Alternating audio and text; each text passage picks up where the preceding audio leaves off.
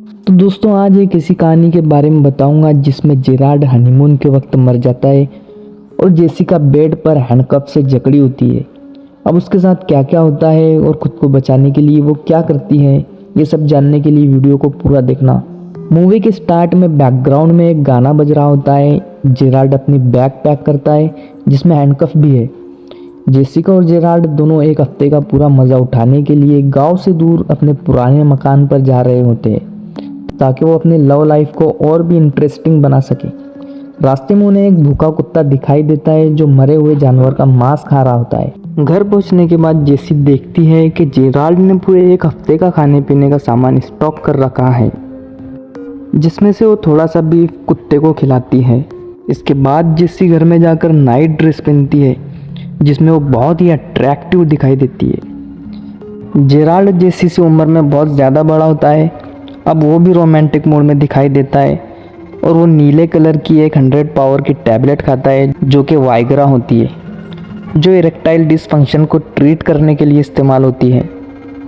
अब जेराल्ड जेसी को बेड से हैंडकफ करता है और जेसी को मदद के लिए और चिल्लाने के लिए कहता है ताकि एक रेप सीन क्रिएट हो और जेराल्ड को ज़्यादा से ज़्यादा मज़ा आ सके।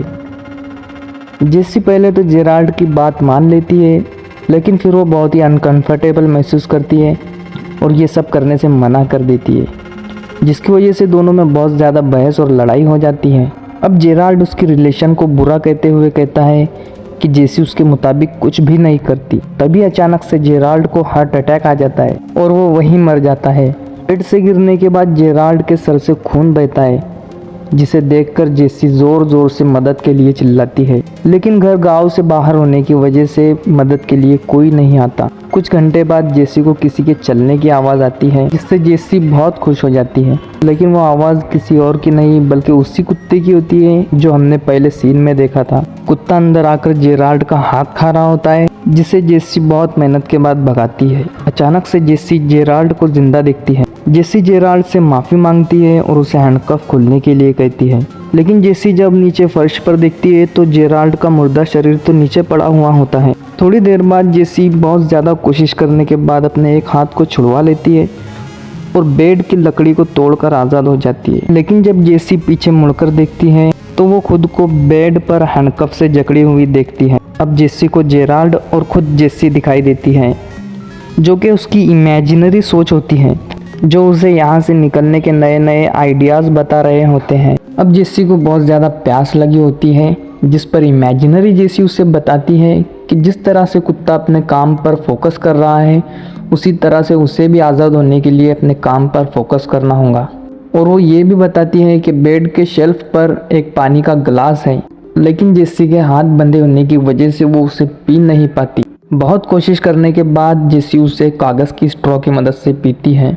अब इमेजिनरी जेसी उसे कहती है कि मदद मिलने तक उसे अपनी एनर्जी बचानी होगी और उसे आराम करना होगा। आधी रात बाद जब जेसी की आंखें खुलती हैं तो वो एक बहुत ही डरावने मॉन्स्टर को अपने करीब आते हुए देखती है, लेकिन जेसी को अब ये लगता है कि वो उसकी दिमाग की सोच है और रियल नहीं है। मॉन्स्टर जेसी को अपनी बैग दिखाता है जिसमें हड्डियाँ और रिंग्स होती हैं।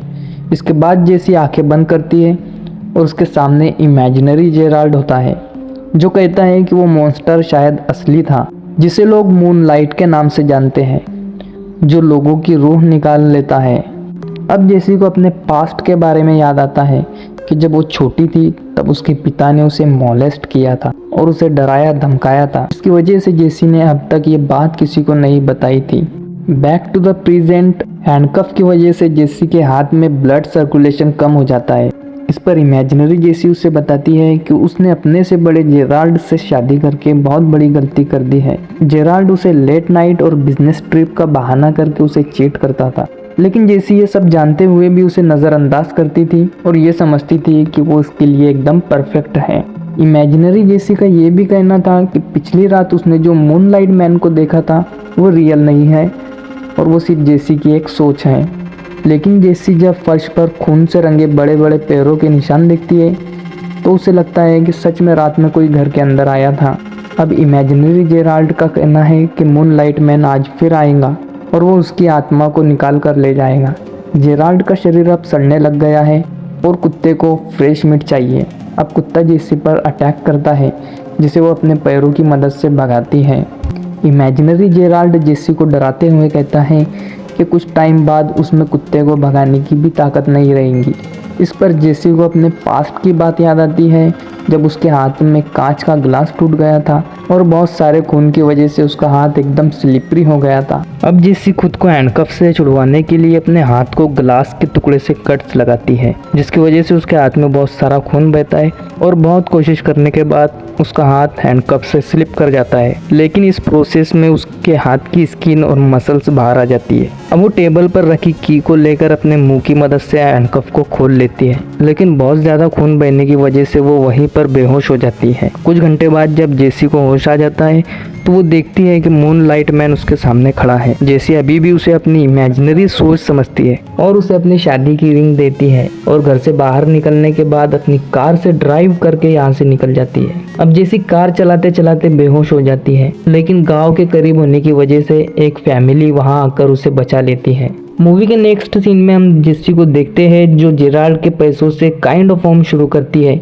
जहाँ वो उन बच्चों की मदद करती है जिन्हें किसी तरह की चाइल्ड एब्यूज झेलनी पड़ी हो। जेसी को अब भी मूनलाइट मैन के सपने सोने नहीं देते, लेकिन सबसे आश्चर्य की बात यह होती है कि जहाँ ये सब घटना हुई थी वहाँ जेसी की रिंग अब तक किसी को नहीं मिली होती है, यानी मूनलाइट मैन रियल था। 6 महीने बाद जेसी न्यूज़पेपर में किसी रॉबर्ट के बारे में पढ़ती है जो कि मरे हुए लोगों की कब्रों से चोरी किया करता था और वो लोगों की हड्डियां कलेक्ट करता था और उनकी शाइनी चीजें जैसे रिंग्स, पेंडेंट वगैरह भी चुराता था। हाल ही में वो एक जिंदा इंसान पर हमला करता है और पकड़ा जाता है। यहाँ पर हम व्यूअर्स देखते हैं रॉबर्ट को एक बीमारी एरोमैग्नी थी, जिससे उसकी शक्ल फुली फुली और जिस्म लंबा और बड़ा दिखाई देता था। मूवी के लास्ट सीन में हम रॉबर्ट को कोर्ट रूम में देखते हैं और रॉबर्ट जेसी को देखकर वही बात दोहराता है जो जेसी ने उसे देखकर दोहराई थी, you are not real. Jessie Robert के करीब जाती है तो पहले उसे अपना पिता, फिर अपना पति और फिर रॉबर्ट दिखाई देता है और फिर जेसी उसे कहती है तुम मेरी याद के मुकाबले में काफ़ी छोटे हो। मूवी के एंडिंग में हम जेसी को एकदम खुश देखते हैं और मूवी ख़त्म होती है।